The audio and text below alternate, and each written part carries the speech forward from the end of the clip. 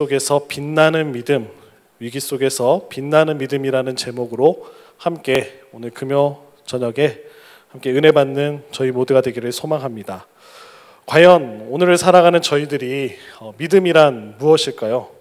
믿음은 명사일까요? 아니면 동사일까요? 또 믿음의 진가는 언제 드러나게 될까요? 참된 믿음인지 가짜 믿음인지 언제 알아볼 수 있을까요? 오늘 본문은 이런 질문들을 계속해서 제기하고 있습니다. 한마디로 이야기하자면 믿음은 보이지 않는 하나님의 약속에 우리의 인생을 거는 것입니다.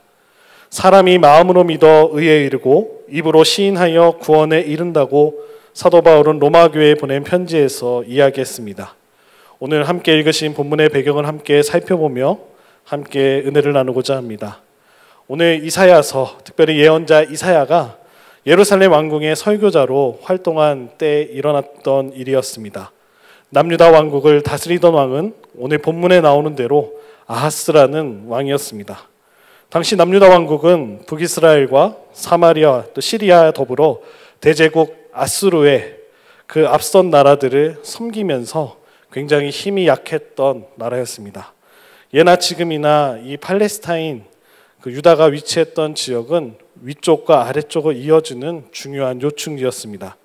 당시에 그 지역은 아마도 밑에는 애굽과 위에는 아수르가 부딪히는 그런 세력들이 부딪히는 그런 각축장과 같은 지역이었는데요. 아수르는 그 애굽과의 충돌을 완화할 수 있는 이 완충지대이자 또 지중해를 통하여서 바다를 통해서 멀리 나아갈 수 있는 교두보인 지금 팔레스타인 이 지역에 대한 지배권을 절대 포기할 수는 없었던 것 같습니다. 그래서 당시 아수르가 힘이 점점점 약해져서 강성했던 그 나라의 힘을 잃어버리고요. 약해지고 있었던 때였습니다. 오늘 본문에 읽으셨던 이 시기가 대제국 아수르가 이제 그 주변 국가의 영향력을 점점 잃어버려서요. 힘을 많이 잃어버렸던 시기였습니다. 아수르 국내 사정은 매우 불안했고요. 또 따르던 민족들도 굉장한 불만과 또 그들과 연대했던 것들의 또 그 모든 것들을 다 내려놓고 아수르의 위협이 되어 가기만 했던 시기였던 것 같습니다. 또 지리적으로 멀리 떨어져 있었던 다 정복했었던 속국과 같은 나라들이 점점 아수르가 약해짐에 따라서 그 영향력에서 벗어나서 모든 힘들이 약해지고 있었던 때였습니다. 주변의 강대국의 정황에 민감하게 또 반응할 수밖에 없었던 남유다와 또 북이스라엘과 또 다메섹이라 불렸던 시리아는 이런 상황에서 자국의 독립을 추구하는 그런 힘을 삼게 되는 계기로 삼았던 시기였습니다. 그래서 당시 시리아, 다메섹은 북이스라엘과 함께 힘을 맞춰서 발빠르게 동맹을 맺고 아수르에 대항하여서 반아수르 정책을 국가의 기준으로 삼고 둘이 연합해서 함께 싸우고자 마음을 합쳤던 시기였습니다. 그런데 두 나라만 합치기보다는 남유다 왕국도 함께 힘을 합쳐서 이 어려운 시기를 잘 극복해보자. 이러한 상황 속에서 남유다에게 권면하게 되죠. 근데 유다 왕 아하스, 당시 아하스 왕은 깊은 고민에 빠지게 됩니다. 계속해서 아수르의 영향력 밑에 있어야 할지, 힘이 지금 잠시 없어 보이긴 하지만 너무나 강한 그 나라 밑에서 그냥 기대어 살아야 할지, 아니면 형제와 같았던 북쪽 이스라엘과 또 시리아와 함께 힘을 합쳐서 이번 기회에 그 아수르의 영향력에서 벗어나야 할지 깊은 고민에 있었고요. 이제 결정을 해야 되는 순간에 있었습니다. 당시 아하스 왕국의 많은 관료들조차도 갈팡질팡하며 선택의 기로에서 선택하지 못하고 우유부단한 모습들을 보여줬던 시기였습니다. 한쪽은 계속해서 아수르를 섬겨야 된다.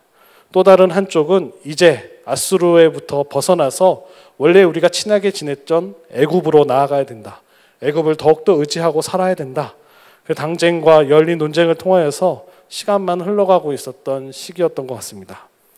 미지근한 태도와 또 우유부단함에 못마땅하던 먼저 동맹을 제시했던 이제 시리아와 북이스라엘은 반아수르 동맹을 결성해 비협조적이었던 남유다로 쳐들어오게 됩니다. 감히 우리의 동맹 제안을 무시하는 것이냐? 참지 못하고 남유다로 향하게 되죠. 먼저 너부터 혼을 내줘야 되겠구나. 연합군을 만들어서 남유다를 침공하게 됩니다. 이렇게 시작된 전쟁이 바로 시리아와 에브라임 전쟁이었습니다. 이사야서를 읽어보시면 7장부터 12장까지 말씀이 이 전쟁을 배경으로 쓰여지고 있음을 살펴볼 수 있겠습니다. 그래서 오늘 읽으셨던 본문이었던 7장 1절에 그들의 침공이 어떻게 되었는지 결론이 나와 있는데요. 눈으로 한번 함께 살펴보시도록 하겠습니다. 우시아의 손자요 요담의 아들인 유다의 아하스 왕 때 아람의 느신 왕과 르말리아의 아들 이스라엘의 베가 왕이 올라와서 예루살렘을 쳤으나 능히 이기지 못하니라. 또 한편 열왕기하 16장과 역대하 28장에 이러한 전쟁뿐만 아니라 아하스 왕에 대한 당시 남왕국 유다 왕 아하스의 왕에 대한 평가도 나와 있습니다. 역대기 저자의 평가는 굉장히 날카롭게 아하스 왕을 평가하고 있는데요.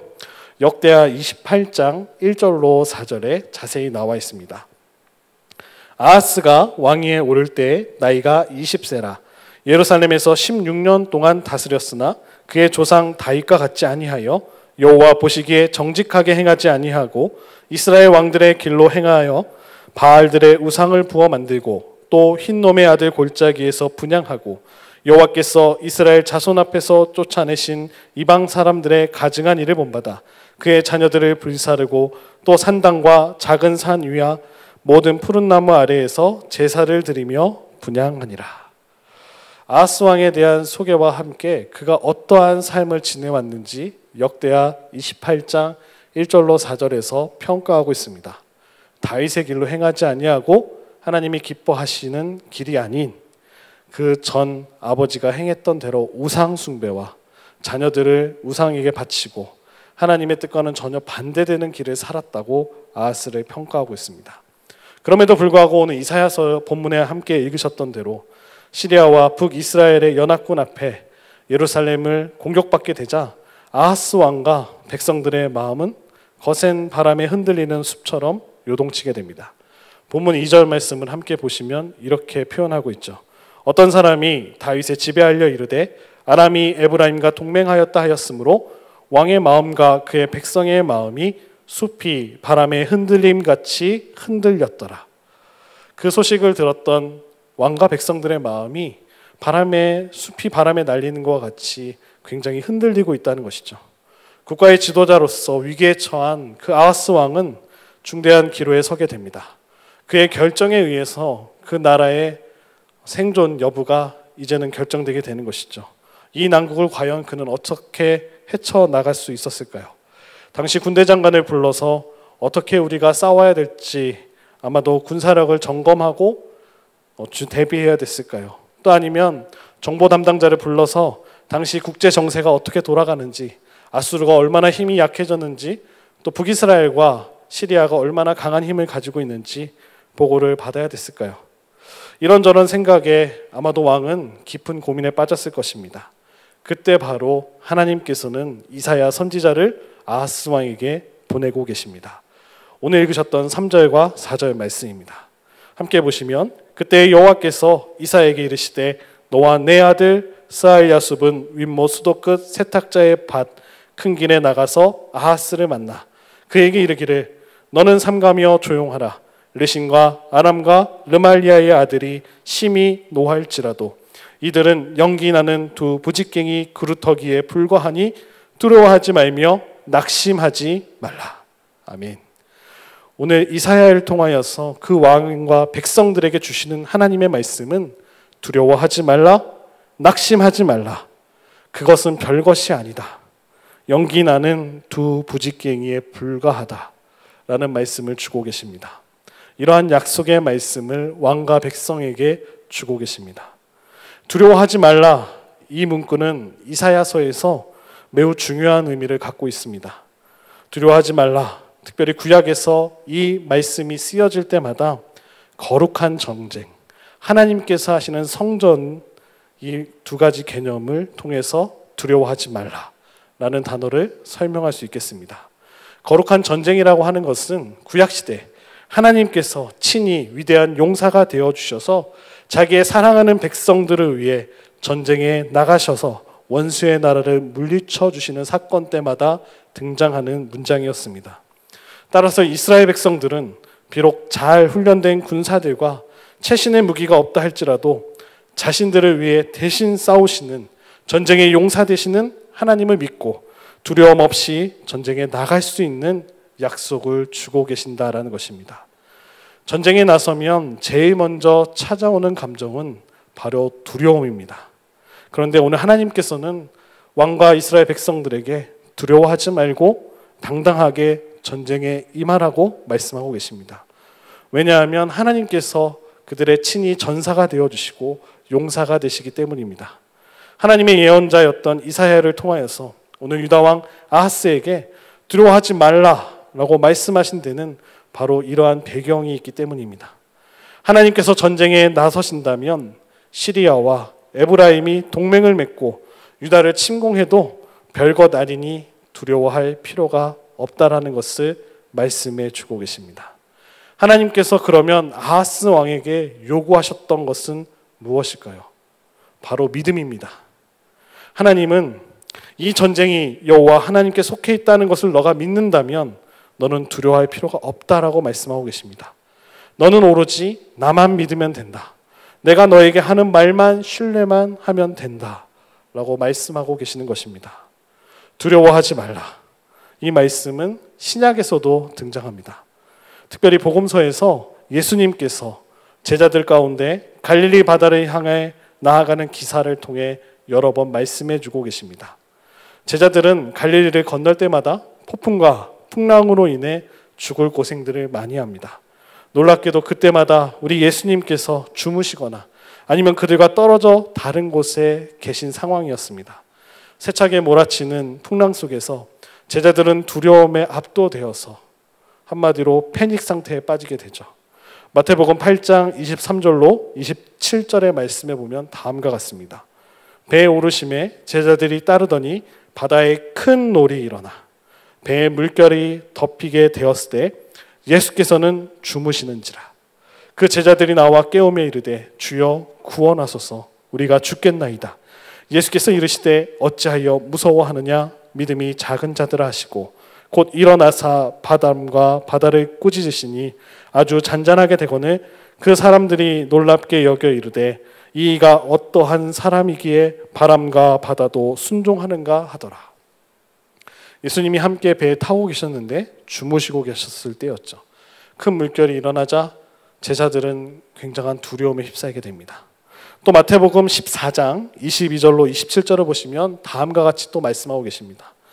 예수께서 즉시 제자들을 재촉하사 자기를 무리를 보내는 동안에 배를 타고 앞서 건너편에 가게 하시고 무리를 보내신 후에 기도하러 따로 산에 올라가시니라. 저물매 거기 혼자 계시더니 배가 이미 육지에서 술이나 떠나서 바람이 거슴으로 물결로 말미암아 고난을 당하더라. 밤 사경에 예수께서 바다 위에 걸어서 제자들에게 오시니 제자들이 그가 바다 위로 걸어오심을 보고 놀라 유령이라 하며 무서워하여 소리 지르거늘 예수께서 즉시 이르시되 안심하라 나니 두려워하지 말라. 죽음에 대한 공포 앞에 제자들은 두려워 떨며 살려고 발버둥치고 있는 모습이죠. 살기 위해 죽을 힘을 다해서 노를 젓는 제자들에게 예수님은 호련히 나타나셔서 다음과 같이 이야기하십니다. 나다 두려워 말라. 짧지만 매우 강렬한 말씀으로 그 제자들을 진정시키십니다. 구약에서 하나님의 이름을 무엇이라고 표현할까요? 하나님은 스스로 이렇게 이야기하시죠. 나는 나다.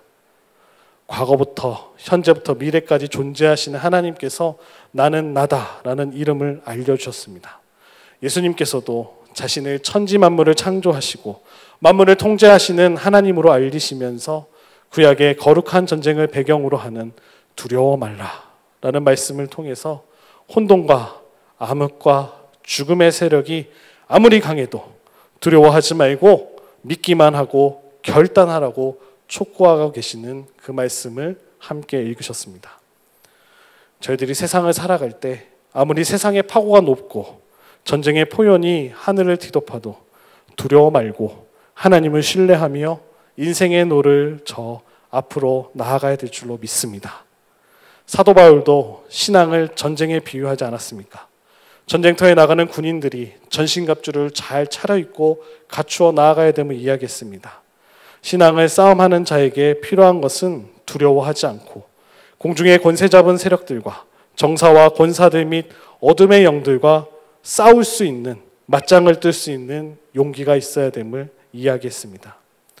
이처럼 두려워하지 말라라는 하나님의 말씀은 결국에는 세상 사이의 궁극적인 핵심 열쇠는 바로 나에게 있다. 하나님에게 있음을 오늘 이사야를 통하여 아하스에게 말씀하셨던 것처럼 이 말씀을 읽고 나아가는 저희들에게도 이 세상의 궁극적인 핵심 열쇠는 하나님께 있음을 말씀해 주고 계십니다.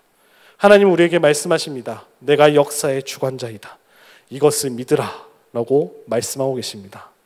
우리 그리스도인들에게 신앙이 무엇인지 본질적이고 근본적인 질문을 계속해서 던지게 되는 오늘날입니다. 교회가 너무나 많은 어려움을 겪고 있고 세상 속에서 빛이 되라 소금이 되라 말씀하셨던 그 예수님의 말씀을 순종하지 못했을 때 소금이 그 맛을 잃어버려 길에 뿌려져 밟힌 바 되어져 있는 오늘날의 현실을 바라보며 울 수밖에 없는, 눈물 흘리며 회개할 수밖에 없는 오늘을 살아가고 있는 저희들입니다. 우리에게 있어서 가장 본질적이고 근본적인 질문, 눈에 보이는 현실과 보이지 않는 하나님의 약속 사이에서 우리는 계속해서 갈등할 수밖에 없는 삶을 살고 있습니다. 그리스도인의 신앙은 갈등과 고민과 의심 속에서 또 한 걸음 더 자라나게 됩니다. 믿음이란 궁극적으로 하나님의 약속을 굳세게 붙잡는 것입니다. 비록 그것이 현실과 동떨어져 보인다 하더라도 오늘 말씀 앞에 저희들이 배울 수 있는 사실은 두려워 말라, 내가 너와 함께한다 라는 하나님의 약속하심입니다. 하나님께서는 설교자 이사야를 통해서 아하스 왕과 또 우리 모두에게 귀담아 들어야 할 말씀을 전해주고 계십니다. 오늘 마지막으로 읽으셨던 본문 9절 하반절의 말씀을 보면 다음과 같습니다. 만일 너희가 굳게 믿지 아니하면 너희는 굳게 서지 못하리라 하시니라. 어떤 믿음일까요? 하나님을 신뢰하는 믿음입니다. 하나님을 창조주로 신뢰하고 하나님을 구원자로서 신뢰하는 믿음이 있어야 된다고 말씀하고 계십니다. 우리 창조주 하나님께서 자신께서 창조하셨던 이 모든 세계를 붙들고 계신다고 믿는 사람은 세상이 아무리 흔들려도 결코 깨어지거나 흔들리지 않을 것이라는 확신 속에 우리가 거하게 됨을 보게 하십니다. 또한 하나님을 구원자로서 믿는 사람은 고난의 심연 가운데 깊은 가운데 빠질지라도 결코 두려워하지 않는다는 것이죠. 하나님에 대한 이런 신뢰함으로 말미암아 우리가 직면하고 있는 소란과 요동과 위기 속에서 우리의 믿음은 빛을 발하게 될 줄로 믿습니다. 사도 바울의 신앙 고백 중 한 구절이 떠오릅니다. 고린도후서 4장 8절로 9절 말씀입니다. 우리가 사방으로 우겨쌈을 당하여도 쌓이지 아니하며 답답한 일을 당하여도 낙심하지 아니하며 박해를 받아도 버림받지 아니하며 거꾸러뜨림을 당하여도 망하지 아니하고. 사랑하는 여러분, 오늘 아하스는 믿음 없는 경건의 실제적인 그 위험을 보여주고 있습니다. 믿음이 없는 경건의 실제적인 위험.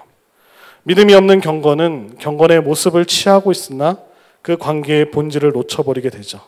경건이라는 것은 최종적인 결과가 아닌 부차적인 결과라는 것을 보여줍니다. 우리가 하나님을 믿는 신앙은 임마누엘, 하나님이 우리와 함께 하신다. 임마누엘을 통하여서 우리에게 입증하여 주신 그 하나님의 사랑에 나의 모든 영혼을 철저하게 내어 맡기는 것인 줄로 믿습니다. 이러한 모습들은 하나님 안에서 나타난 삶의 열매로 우리의 삶 속에서 그 열매를 통하여 그들을 알리라 약속하셨던 그 예수님의 말씀을 이루고 계신 줄로 믿습니다. 그런데 이러한 믿음은 하루아침에 결코 쌓이지 않는다는 사실을 오늘 기억하시기 바랍니다. 물론 세월이 지난다 해서 그냥 시간을 보낸다고 해서 신앙이 튼튼해지는 것은 아닙니다. 세월의 수레바퀴를 의미하는 한자어 연륜이라는 단어가 있습니다. 연륜에서 가리키는 것처럼 신앙도 세월의 온갖 고난과 거친 지형들을 거치면서 더욱더 단단해지고 견실하게 자라나감을 저희들이 배우게 됩니다. 참된 신앙은 위기 속에서 빛나게 됩니다. 험악한 세월을 버티며 거친 광야의 길을 지나려면 영적인 힘과 강인한 신앙심이 필요합니다. 지속적인 운동과 훈련을 통해서만 우리의 근육을 자라나게 할 수 있듯이 저희들도 날마다 주 앞에 나가서 기도 생활과 또 꾸준한 말씀 읽기를 통하여서 이 신앙의 위기를 헤쳐나가는 영적인 체력을 기르는 좋은 시간을 삼아야 될 줄로 믿습니다. 많이 힘들고 어려운 시기이지만 더욱더 하나님 앞에 기도하며 말씀 앞에 나아가는 우리 사랑하는 성도님들 되시기를 축복합니다. 현재의 위기의 순간들을 보내고 또 어려운 시기를 보내고 있는 저희들이지만 각각의 처소에서 각 가정에서 참된 신앙을 소유한 믿음의 자녀들로 세워지시기를 축복합니다. 우리는 아름다운 세상을 꿈을 함께 꾸자고 말씀하시는 하나님의 말씀에 번번이 거절했던 저희들입니다. 늘 핑계대죠. 날씨가 좋지 않고 형편이 좋지 않습니다. 건강이 좋지 않고 제가 가진 것이 너무나 없습니다. 세상은 또 너무나 악합니다. 우리가 감당해야 될 짐이 너무 무겁습니다, 주님. 수없이 많은 핑계를 대면서 우리는 하나님의 나라를 살아내지 못했던 삶을 살았습니다. 주님께서는 하나님의 나라는 바로 지금 여기에서 시작해야 한다고 말씀하고 계십니다. 때를 얻든지 못 얻든지 하나님의 말씀을 선포하고 그 말씀을 따라 끈질기게 살아가는 그 삶을 살아내시는 사랑하는 성도님들 삶이 되시기를 축복합니다.